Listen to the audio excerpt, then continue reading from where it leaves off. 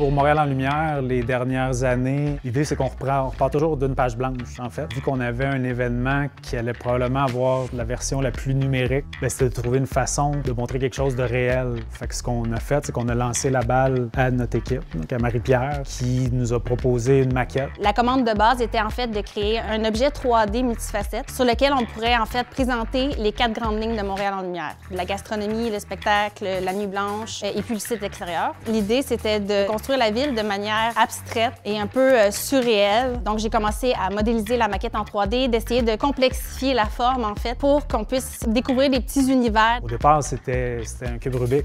On arrive avec Marie-Pierre qui nous propose une espèce d'univers qui fit absolument avec ce qu'on vit. On a embarqué d'autres gens aussi dans l'équipe après, d'autres gens qui allaient filmer, qui allaient mettre en lumière, qui allaient faire un mapping là-dessus, qui allaient rendre cette œuvre-là vivante, en fait.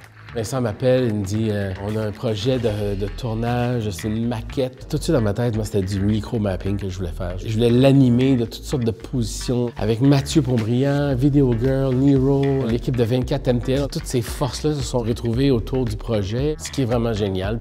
La première impression, quand j'ai vu ça, ça a été de dire enfin, on a trouvé une façon d'expliquer la complexité de Montréal en lumière. Montréal en lumière, oui, c'est-tu de la gastronomie? Oui. C'est-tu des spectacles? Oui. Mais c'est tout ça.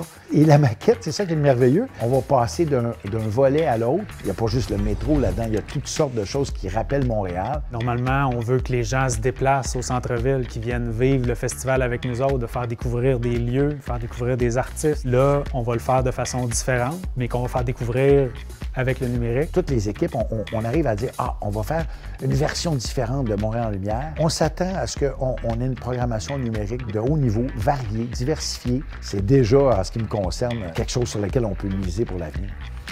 Let's dance.